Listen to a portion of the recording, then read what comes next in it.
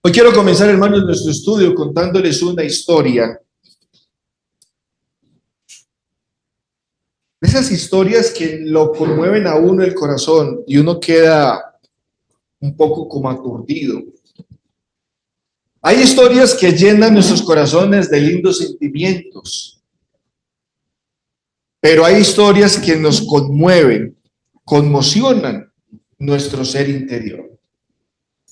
Hoy quiero hablarles de este personaje, Jeffrey Dahmer, purificando a un caníbal, y vamos a mirar el bautismo o la conversión de este individuo. Quizás usted habrá escuchado de él por las noticias, o en Netflix hay una serie que dio a conocer la historia de este hombre. Y Jeffrey Dahmer es considerado el asesino más notorio en la historia de los Estados Unidos. Las redes sociales, los periódicos importantes, internacionales y particularmente, pues obviamente, hermanos, los de Estados Unidos, cubrieron esta noticia, cubrieron esta historia de este hombre.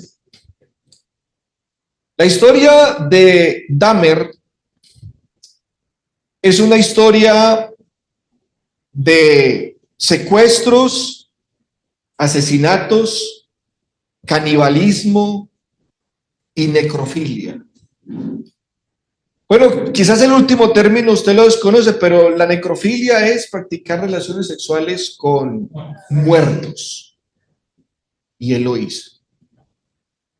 Dahmer mató aproximadamente 17 hombres, relativamente jóvenes, entre 20 y 30 años, más o menos está el promedio. Y él empezó en el año de 1978 hasta el año de 1991. En el 94 a él ya lo habían capturado. Pero Jeffrey Dahmer fue condenado a 16 cadenas perpetuas. Algunos preguntaron por qué no se le practicó la pena de muerte. Bueno, porque en el estado donde él cometió los crímenes, obviamente donde él vivió y creció, en el estado de Wisconsin, la pena de muerte había sido quitada, había sido abolida. Esto le dio a él entonces una oportunidad de vida, pero en la cárcel. Ahora, ¿cómo fue que este hombre llegó a alcanzar la salvación? Vamos a mirar cómo llegó a ser salvo, porque Dahmer, déjeme decirle que llegó a ser miembro de la Iglesia de Cristo en los Estados Unidos. En otras palabras, él llegó a ser nuestro hermano en la fe. ¿Cómo comenzó la historia de conversión de Jeffrey Dahmer? Bueno, comenzó con una entrevista que hizo un periodista llamado Stone Phillips. Y esta entrevista usted la puede encontrar en YouTube. Este periodista entrevistó a Dahmer haciéndole pues muchas preguntas acerca de su condición y por qué él había hecho lo que esa cantidad de crímenes atroces. Y bueno, lo particular es que dos predicadores de la Iglesia de Cristo vieron la entrevista que se transmitió y tomaron la decisión de enviarle a Dahmer un curso por correspondencia a la cárcel. Le mandaron unos folletos de la Iglesia de Cristo.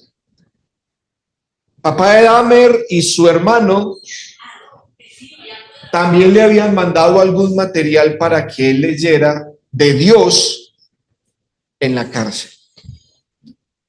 Y después de Jeffrey haber estudiado el material, llama al ministro de la iglesia para que por favor le envía a alguien para que lo bautice en la cárcel.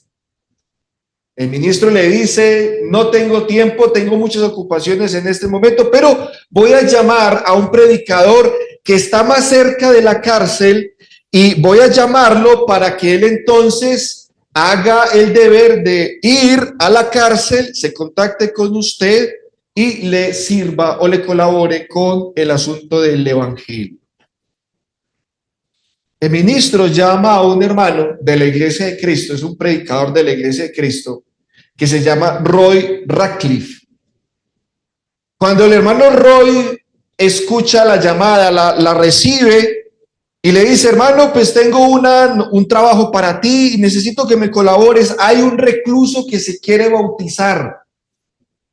Necesito que vayas a la cárcel para que por favor le ayudes a él con esto. Ok, dice Roy, ok, yo voy, no hay ningún inconveniente, yo voy. Dime el nombre del recluso. El predicador le dice a Roy, mire, siéntese. El nombre del recluso era Jeffrey Dahmer. Roy no lo podía creer, se conmocionó. Y mientras estaba procesando ahí su información en su mente, él dijo, bueno, sí, ok, yo voy y me contacto con él. Cuando el hermano Roy visita a Dahmer en la prisión, ambos estaban temerosos. Obviamente, pues el hermano Roy se le cruzaban muchas cosas por la mente porque él había escuchado pocas referencias acerca de Dahmer. Fue su esposa la que le dijo, ¿usted sabe quién es el personaje? Yo lo invito para que investigue bien y se empape de qué individuo es el que usted se va a ir a contactar. Y Dahmer, por supuesto, cuando llegó el hermano Roy a predicarle el evangelio o a hablar con él, Dahmer estaba asombrado de que se interesaran por él. Una frase de Dahmer dijo, mire, la sociedad a mí no me va a perdonar, ni yo mismo, quizás Dios. El hecho de que usted haya venido me sorprende mucho, porque pensé que nadie iba a acudir a esta mi necesidad, por la cantidad de crímenes atroces que yo he hecho. Bueno, Roy también le dice, para mí también es un momento de temor, porque pues tengo en mi mente que pueden pasar aquí algunas cosas, pero aquí estoy. Entonces Roy le dice a Dahmer, bueno, explíqueme por favor, ¿por qué quieres bautizarte? ¿Entiendes el significado del bautismo? Y Jeffrey Dahmer le explica muy bien el plan de salvación, le cita las escrituras y es más, esa es la Biblia que usted ve ahí, es la Biblia que él tenía en la cárcel. Esa Biblia ya está en un lugar donde tienen, ¿cómo es que es? Un museo de artículos preciados. Ahí está la Biblia que Dahmer estudió en la cárcel. Roy se sorprende de la manera en que Dahmer le explica el plan de salvación. Digo, usted entiende perfectamente todo el plan de salvación, me ha citado la escritura. Déjeme decirle otra pregunta. ¿Usted ha tenido alguna formación religiosa? Dahmer le dice, sí. Mi papá nos llevaba a la iglesia de Cristo. Es más, mi hermano y yo íbamos a la iglesia de Cristo. Sino que mi papá, por problemas con mi mamá y discusiones con ella, porque como que ella se sentía muy incómoda llevándonos a la iglesia, mi papá tomó la decisión de no volver a la iglesia y nosotros teníamos 5 años y nunca más nos volvieron a llevar a la iglesia. Roy entonces a partir de ahí se preguntaba si el papá de Dahmer lo hubiera llevado a la iglesia, yo creo que la historia de este muchacho hubiera sido diferente. Pero tristemente no fue así. La importancia, hermanos, de traer a los niños a la congregación. En vista de que no había nada más que decir, Roy entonces prepara el espacio para bautizar a Dahmer y lo bautizaron en una tina. Cuando Dahmer fue bautizado, luego él empezó a preguntarle a Roy, venga, ¿lo hicimos correctamente? Sí, fui bautizado bien, sí quedé sepultado, está todo orden, sí cumplimos. A Roy le llama la atención y le dice, sí, no, tranquilo, usted ya fue bautizado. ¿Por qué la preocupación? Me dice, es que he hecho todo mal en mi vida, al menos quiero tener la seguridad de que este acto lo hice bien. Hay un libro de MacArthur sí, creo que es de MacArthur, no recuerdo, que decía una frase en el libro decía, ¿será que las niñas, una niña pequeñita, contando una historia, ¿será que una niña como yo puede ir al cielo? Dahmer le decía, ¿será que un chico como yo puede ir al cielo? Este hombre realmente estaba interesado en su salvación. A partir de ahí, el hermano Roy todos los miércoles lo iba a visitar a la cárcel a estudiar con Dahmer. Y llegaron a tener una relación muy estrecha, una buena amistad entre estos dos. Después de bautizado, no sé cuánto tiempo pasó, pero un recluso, Christopher Scarver, lo mató en la cárcel al hermano con una varilla. Porque Christopher Scarver no creía y no estaba convencido del arrepentimiento de Dahmer. Él creía que había sido una farsa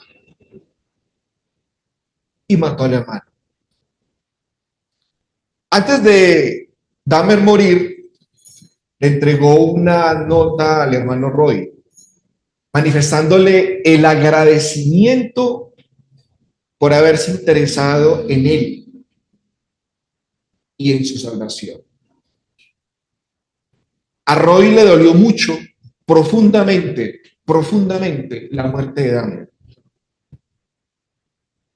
Pero este muchacho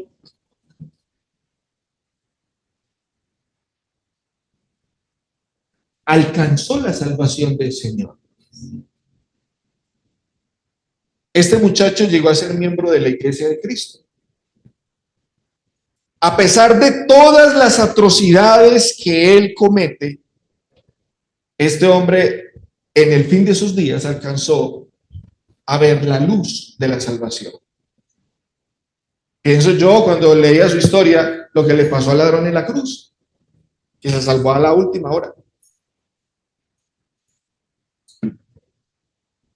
Y el hermano Roy se volvió famosísimo, lo invitan a series para que dé temas, obviamente bíblicos, acerca de la gracia y el perdón del Señor. Usted puede ver toda esta información en YouTube. Vea, esta información está por todas las redes sociales, en CNN, en New York Times, en El Espectador, en La Semana, en YouTube, en Netflix, por cualquier parte usted puede ver la historia de Jeffrey Dahmer.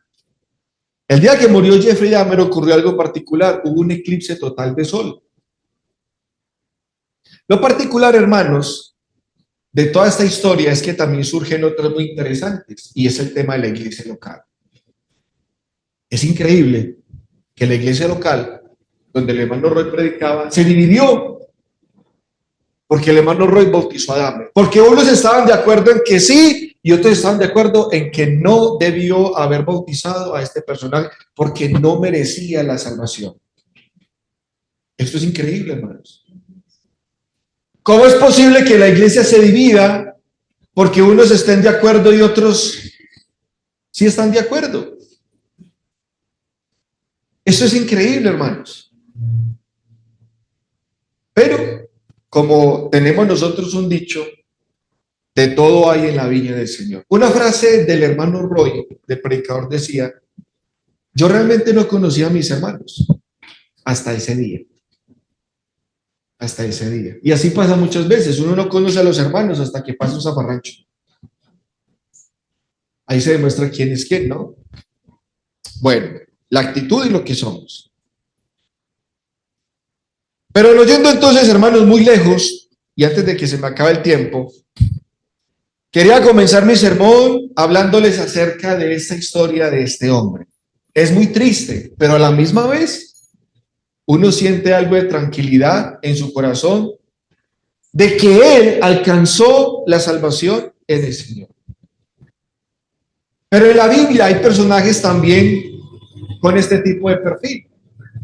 Y no yendo muy lejos, entonces quiero invitarlo, hermano, para que entonces abra su Biblia y vamos a mirar dos personajes re malos en la historia de la Sagrada Escritura. Uno de ellos es en el tiempo de los reyes, que se llama el rey Manasés. Y el rey Manasés, Dios dice de él a través de los reyes que este rey hizo más mal que todos los que habían estado antes de él. Dice el Espíritu Santo en Segunda de Reyes, capítulo 21, versículo 3 al 6, porque volvió a edificar los lugares altos que Ezequías, su padre, había derribado. Su padre fue un buen hombre y tuvo un hijo re malo. Y dice ahí, y que Manasés levantó altares a Baal e hizo una imagen a Acera, como había hecho Acab, rey de Israel, y adoró a todo el ejército de los cielos y rindió culto a aquellas cosas. Asimismo, edificó altares en la casa de Jehová. Imagínense la abominación que hizo. Metió una idolatría en la casa de Jehová, de la cual Jehová había dicho: yo pondré mi nombre, ¿en dónde? En Jerusalén. Y edificó altares para todo el ejército de los cielos en los dos atrios de la casa de Jehová. Llenó el templo y llenó Jerusalén de pura idolatría. Pero lo más aberrante es que este hombre practicó una idolatría que tenía que ver con la adoración a Tamus, que era un dios amorreo que exigía el sacrificio de niños.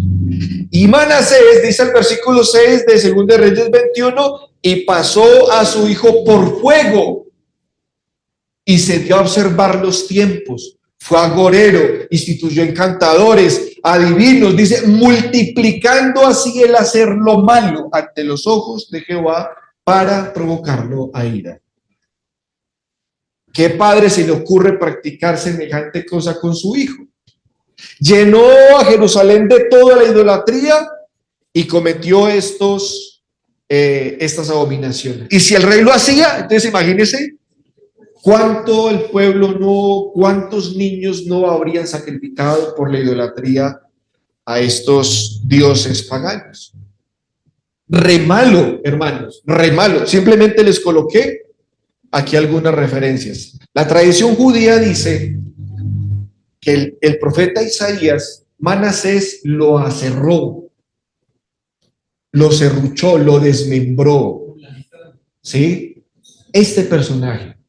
Es más, ¿qué dice ahí en el versículo 16? Fuera de esto, o sea, aparte de estos males, imagínense, derramó Manasés mucha sangre inocente. Y mire cómo dice la Biblia, en gran manera. No nos dice cuántos asesinatos el hombre hizo, pero era un rey.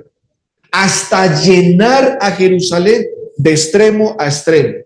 Además de su pecado, con que hizo pecar a Judá para que hiciese lo malo ante los ojos de Jehová.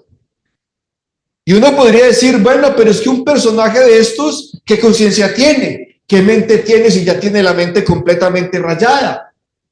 Mire toda la cantidad de abominaciones que hizo.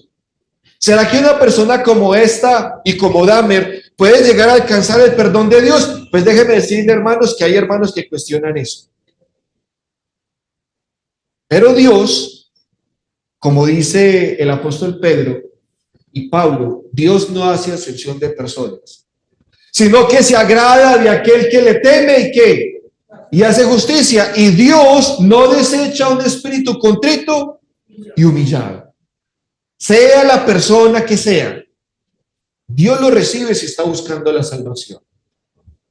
Pues, ¿qué le pasó a Manasés? Cuando llegaron los ejércitos asirios, dice el versículo 11, según de Crónicas 33, dice, los cuales aprisionaron con grillos a Manasés y atado con cadenas los llevaron a Babilonia, mas luego que fue puesto en angustias, oró a Jehová su Dios, humillado grandemente en la presencia de Dios de su padre. ¿Y qué hizo Dios con Manasés? Dice ahí en el versículo 13, y habiendo orado a él, fue atendido. Pues Dios oyó su oración y lo restauró a Jerusalén, a su reino. Entonces reconoció Manasés que Jehová era Dios. Pero alguien podría decir, vuelve y le abre la hoja de vida, le abre el baúl de los recuerdos y le dice, pero es que mire usted todo lo que hizo. Usted no es digno del perdón del Señor. Usted debería estar ardiendo en los mismísimos infiernos. Pero con Dios, hermanos, la cosa no funciona así. Isaías dijo en el capítulo 55, porque mis pensamientos no son vuestros pensamientos, ni mis caminos son vuestros caminos, dijo Jehová el Señor. Como Dios piensa, no es como el hombre piensa. Y aquí, hermanos, un hombre lleno de abominaciones, al final encuentra el camino de la salvación y lo encuentra en Dios. El otro ejemplo que podríamos ver nosotros del Nuevo Testamento, ya pasando al Nuevo Testamento, es el caso del apóstol Pablo.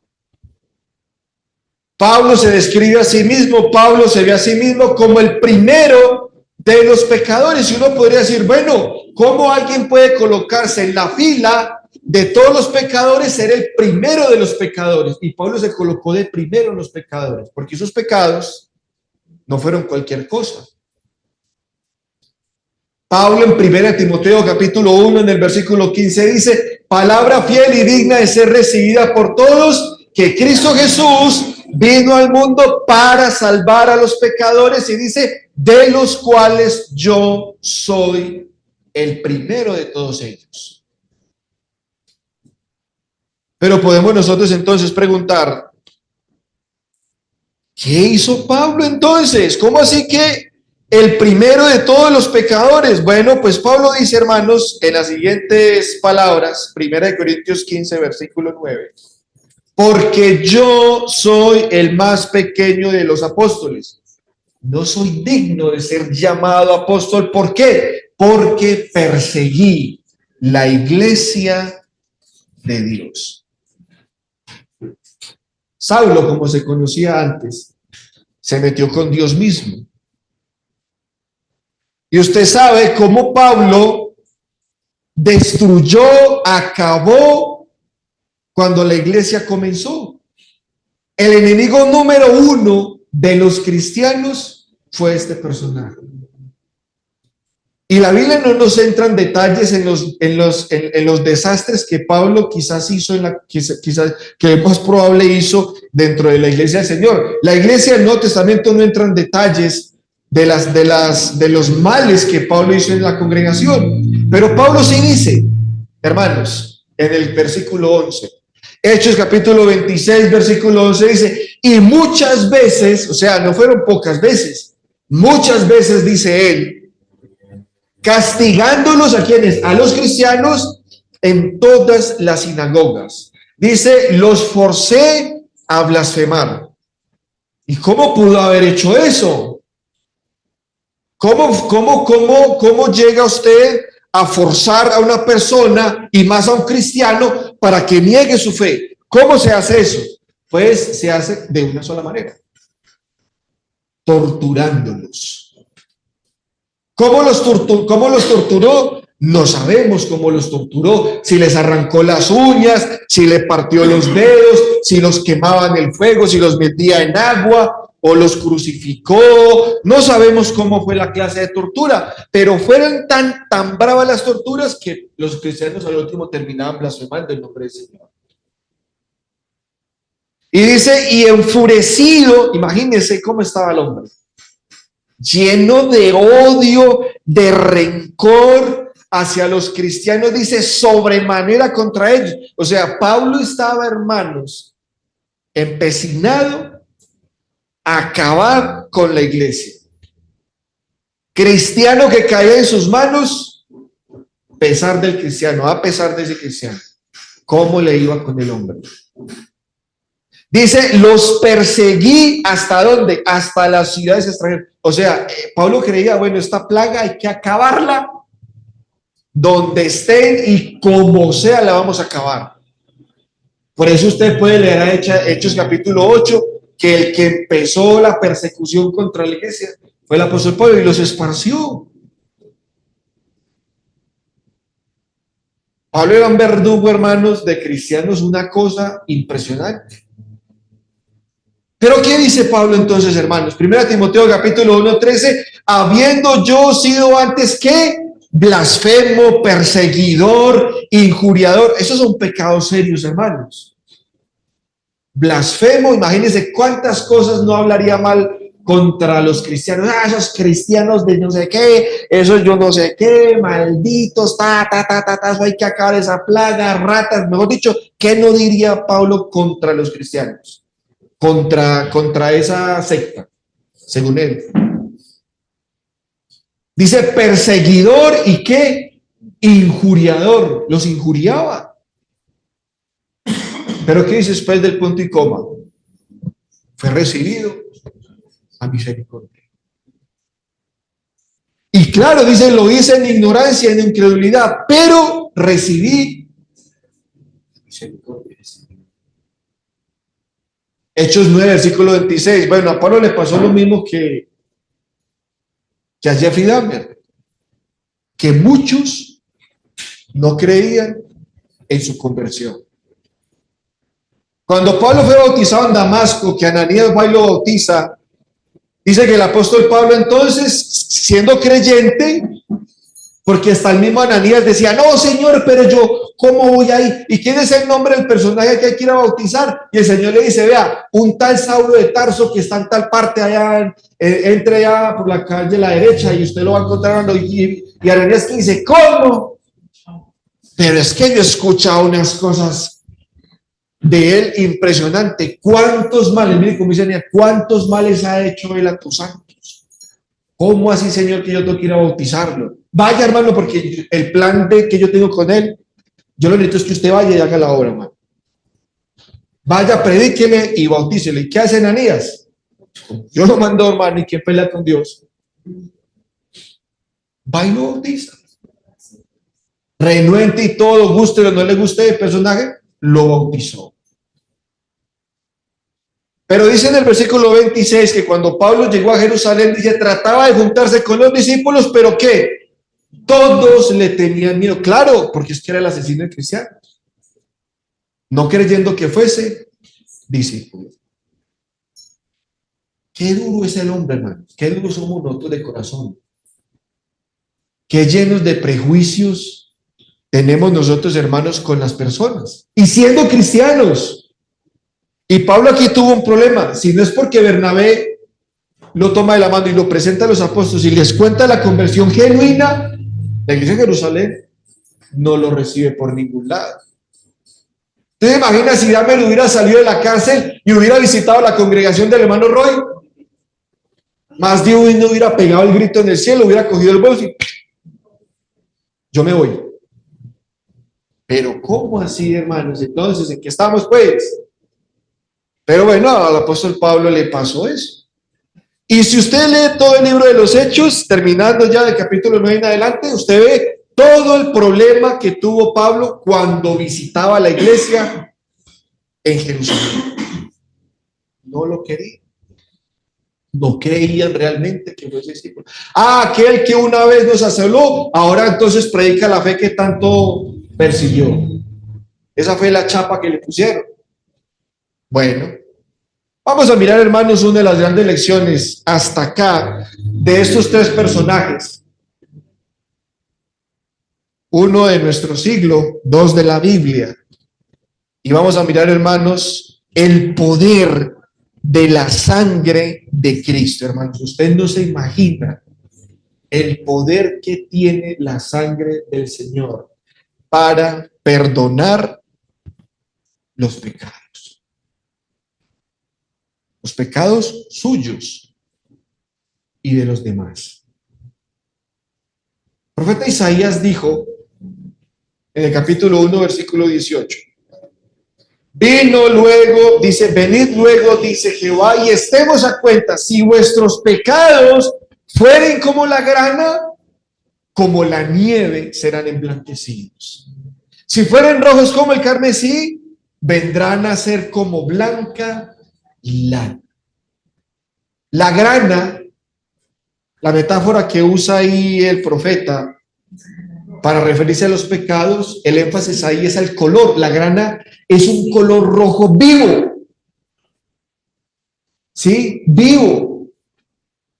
Y si fueran sus pecados tan vivos como el color de la grana, que lo usaban a veces en algunos trajes importantes, en algunos vestidos, ¿qué dice Isaías? Vendrán a ser como blancos, como la nieve. Usted ha estado en la nieve, que una vez es, cuando se para allá y ve la nieve, hasta uno queda como enceguecido de lo blanco que es la nieve. ¿Sí? así será. Y dice también la otra parte, si fueren tan rojos como el carmesí, vendrán a ser como blanca lana. ¿Qué es el carmesí? Yo un día se los expliqué acá. En Oriente hay un mosquito que cuando le abren el vientre tiene un polvito rojo, y eso es muy poquito, el polvito.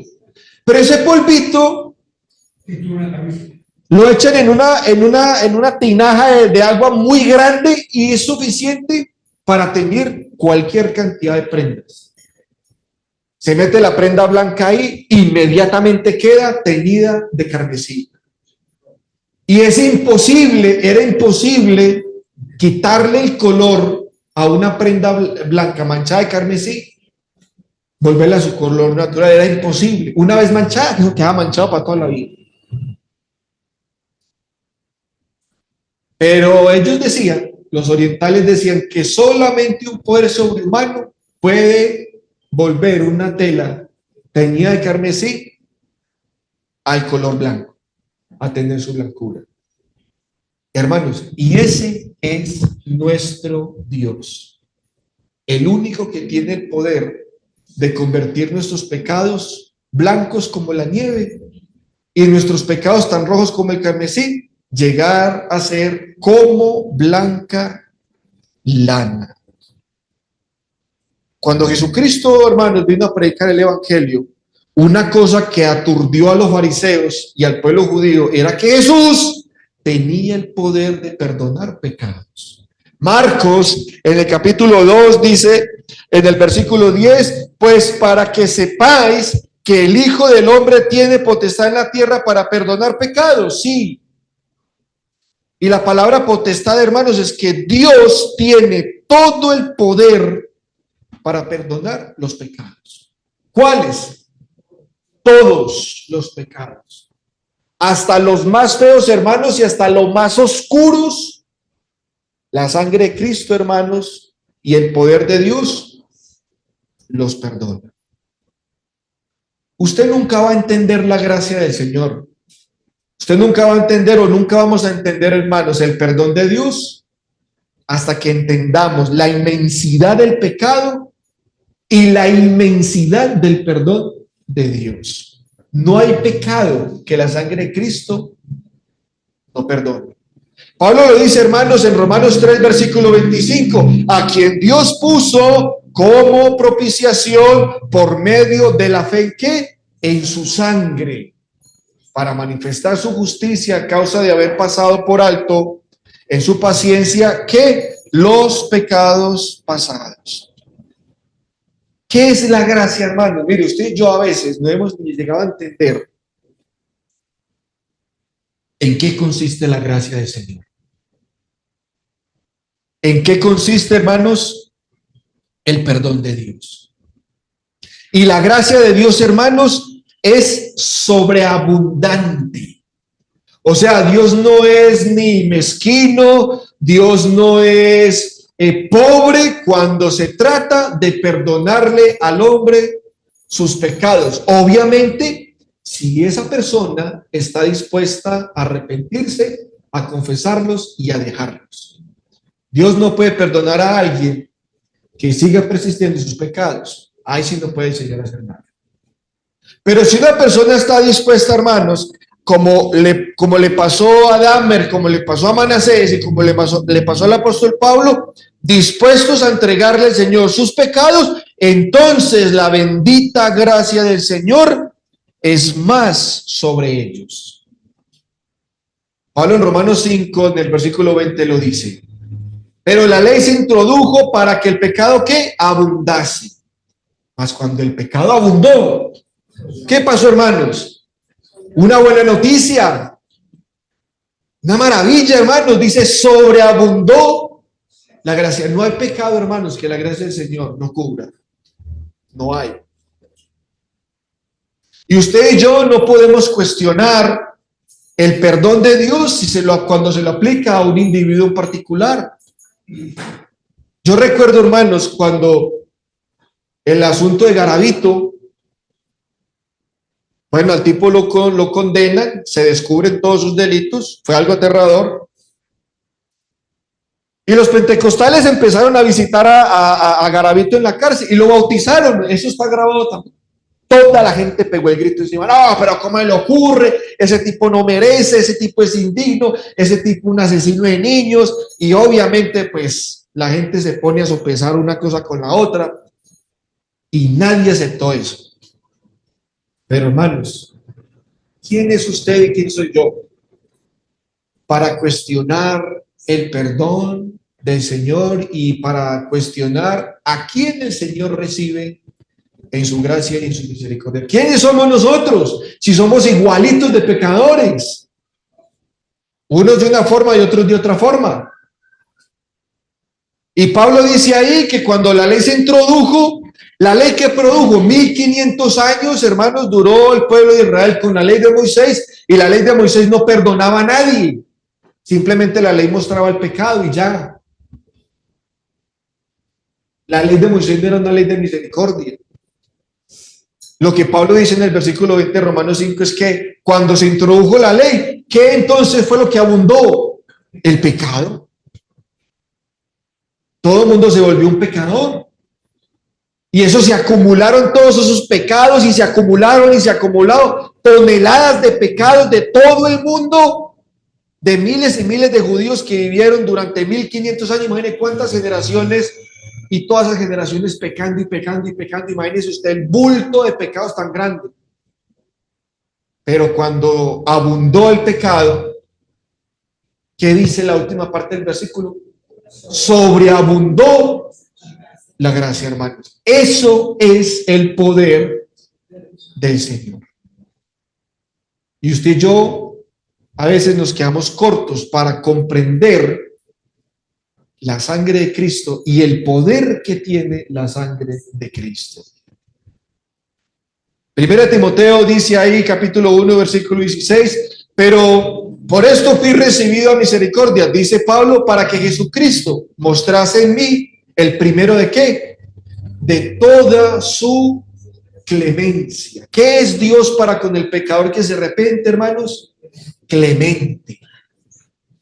Toda su clemencia para el pecador arrepentido. Y Pablo está puesto de ejemplo para los que habían de creer en él para vida eterna. Y esto hizo Dahmer. Entendió que la sociedad nunca lo iba a perdonar.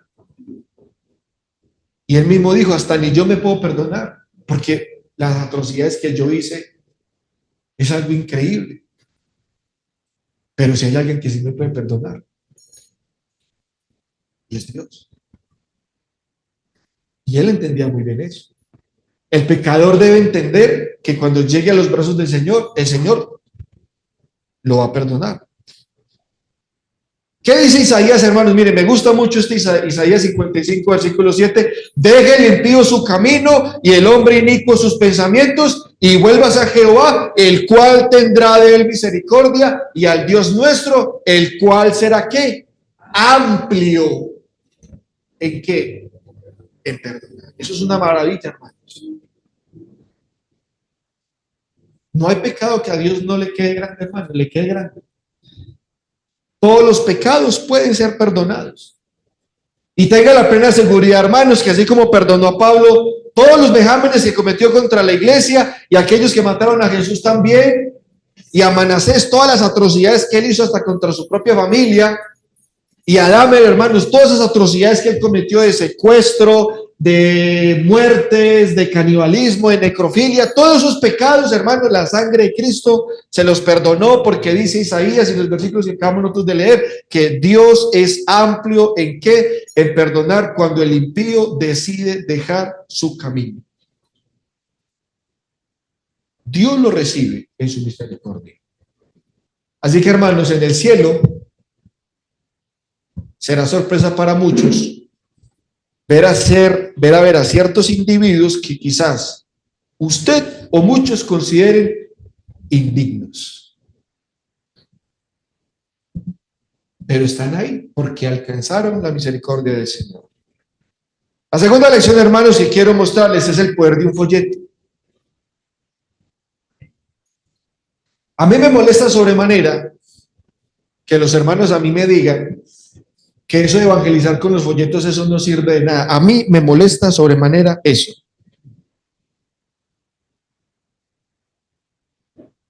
Cualquier plan de evangelización que usted tenga, usted debe saber que generalmente la gente no escucha. Cualquier plan de evangelización que usted haga por la radio, impreso, por la televisión, eso no da resultados, porque es muy poca la gente que escucha. Pero déjeme decirle, hermano, que el poder de un folleto es tremendo. Un folleto puede viajar mucho, ¿sí o no? Usted entrega un folleto y usted no sabe dónde va a parar ese folleto. Quizá la persona que se lo reciba no lo lea. De pronto esa persona se lo entrega a otra o lo deja por ahí en cualquier lugar y otro sí lo recoge y lo lee. Y lo lee. Yo les he contado mucho la historia de la iglesia de Cristo en Requena, en el Amazonas. Por ahí ha metido esa congregación en la selva y ellos nos contaron cómo llegó el evangelio. El evangelio llegó allá por un folleto que alguien tiró en el piso y un personaje lo recibió, lo recogió, perdón, lo leyó, le interesó el mensaje de salvación. Ahí había el número telefónico, se contactó. Los hermanos del Perú viajaron a Requena y ahí empezó la iglesia de Cristo en Requena. 2 congregaciones allá ahí. ¿Y quién lo hizo? Lo hizo un folleto. Yo conozco hermanos que han venido por un folleto. Así que a mí no me diga que un folleto no sirve. Si usted sale a predicar creyendo que eso no funciona, obviamente, hermanos, eso no va a funcionar. Si el que lo está entregando no está convencido. Pablo en Romanos 14:23 dice: pero el que duda sobre lo que come es condenado porque no lo hace con fe, y todo lo que no proviene con fe es pecado. Hermano, hermana, si usted va a entregar un folleto y usted está creyendo que eso no sirve, obviamente usted no va a convertir a nadie así, hermano, porque si usted no está convencido primero, ¿cómo va a tratar usted entonces de convencer al otro, hermano? El poder de un folleto, hermanos, es impresionante. ¿Cómo se convirtió Dahmer? Con un folleto. Nunca debemos dejar de evangelizar, hermanos, y entregar todo el material que más podamos entregar. En la naturaleza, hermanos, les voy a explicar cómo es que funcionan las cosas del Señor. En la naturaleza se pierde mucha semilla. Muchas semillas se pierden. Por ejemplo, hay plantas que botan millones y millones de esporas. Botan. Pero solamente un pequeño número de esporas o de semillas son las que llegan a cierta tierra y da flor y germina. Dentro de la naturaleza, los científicos cuestionan de por qué tanta pérdida de semilla. La respuesta es muy sencilla. Porque mientras más semillas se siembre, se garantiza la cosecha. Los científicos, por ejemplo, también cuestionan, dicen, bueno, un hombre, ¿cuántos espermas producen? Millones y millones de espermas.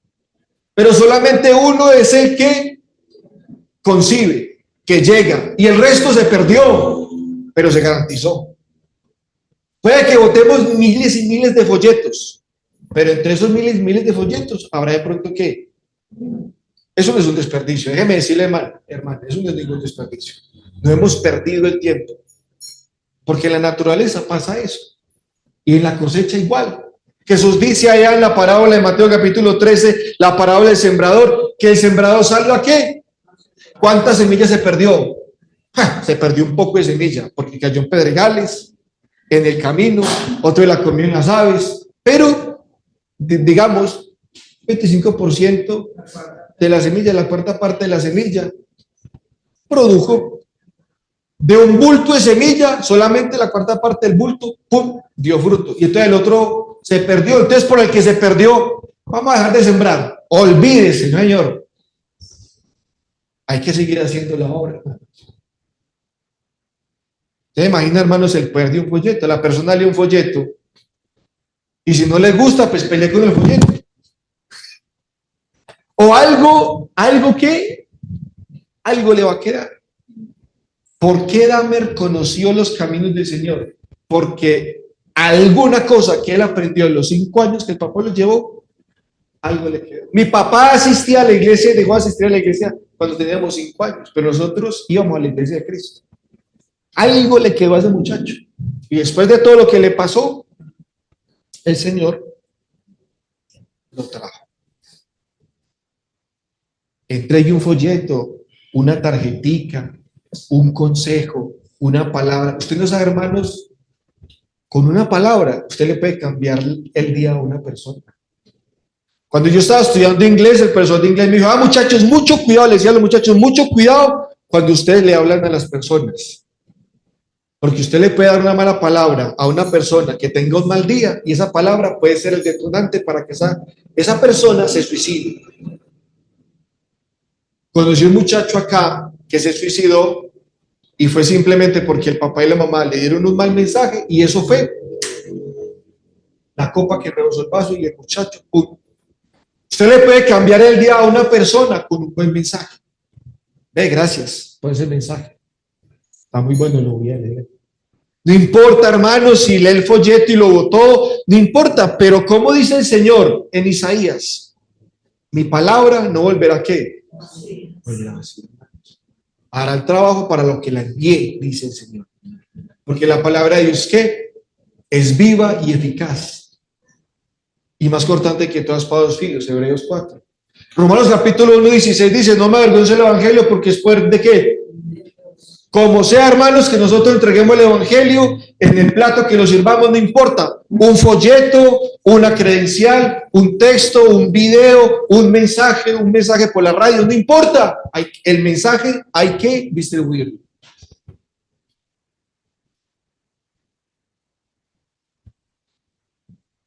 La tercera lección, hermanos, para ir terminando, es el prejuicio, la falta de perdón y la acepción de personas. Que nosotros, los seres humanos, combatimos con estos males que hay aún en nuestro corazón. ¿Cómo es posible, hermanos, que la iglesia, que es la pregonera de la salvación, porque no hay ninguna otra institución en la tierra que pregone la salvación, vaya en el mismo principio en contra de la salvación?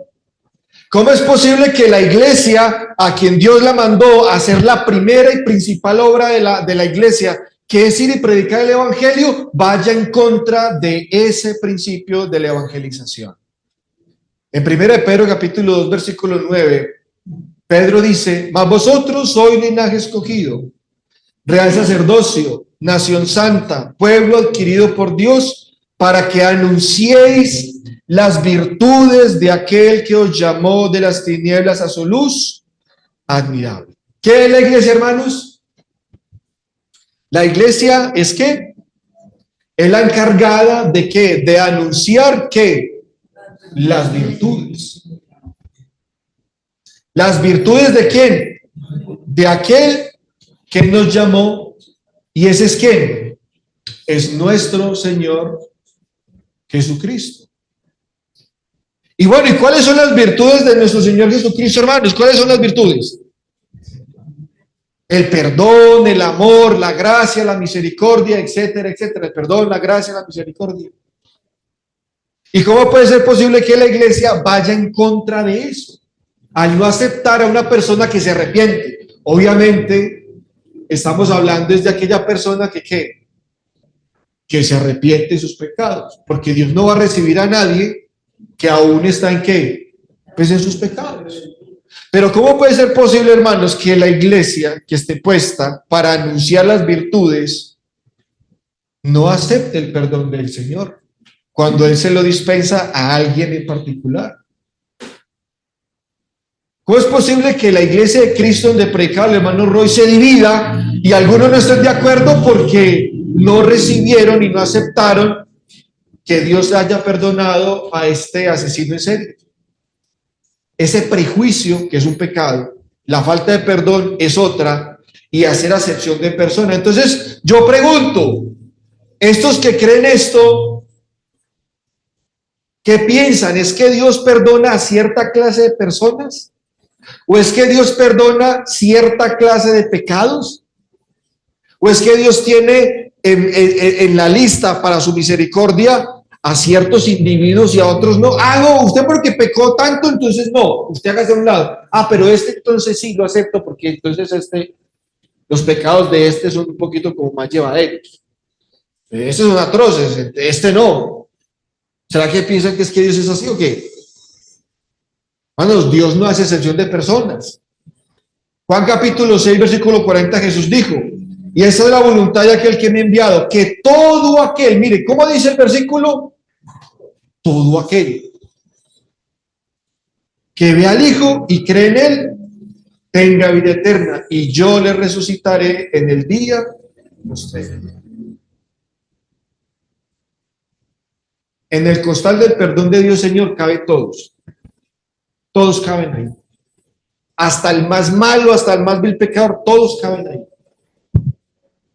Porque esa es la voluntad de Dios, hermanos. Y es que todo aquel debe conocer la vida eterna. Pero si usted hace excepción de personas, hermano, eso es un pecado. Usted clasifica a las personas. Usted hace la excepción de personas, porque esta tiene plata, porque este es pobre, porque este es rico, porque este tiene buen nombre, porque este tiene buena reputación. Si usted hace esa clasificación de personas, déjeme decirle que eso es un pecado. Jesús nunca hizo acepción de personas. Jesús, el rico, el pobre, al letrado, al iletrado, a todos Jesús los trató por igual. Por igual. ¿Qué dice Juan 6:37? Dice, hermano, todo aquel que el Padre me da, vendrá a mí. Y el que viene a mí, ¿qué? Yo no le echo fuera. A todos, hermanos, Jesús recibió. Y el que buscaba el perdón, el Señor se lo dio. Cuando uno va a predicar, uno ve un indigente, no, este man, yo aquí le voy a regalar folletos, man. O algunos hermanos dicen, no, es que vámonos a predicar a los pobres. Y nos vamos y nos metemos a predicar a los pobres. Y los ricos, no, ¿para qué vamos a ir a predicarle a esa gente, man? A oligarcas. O hay hermanos que se van a predicar a los barrios high, a los de estrato 6. No, yo qué por ahí vamos a meter a la zona de tolerancia, yo por qué me voy a meter para la galería, yo por qué me voy a meter a hacer roto. No, hermano, me secuestran, me roban o me apuñalan. Cuando usted tiene esa clase de pensamientos, déjeme decirle que usted está haciendo acepción de personas con el evangelio. Si usted va a predicar teniendo esa idea, grave, hermano. Está cometiendo un pecado, hermanos, y no va a hacer la obra bien. Porque esto de predicar el evangelio, a todo mundo hay que predicarle, porque Jesús, ¿qué dice? Al que viene a mí, ¿qué? Yo no le echo fuera. Si Jesús no lo hace, ¿usted por qué lo hace? Si Jesús a nadie echó, ¿usted por qué sí? Porque yo sí. El prejuicio, la falta de perdón y hacer acepción de personas, hermanos, es un pecado. Santiago 2:1 versículo dice, hermanos míos, que vuestra fe en nuestro glorioso Señor Jesucristo sea sin acepción de personas.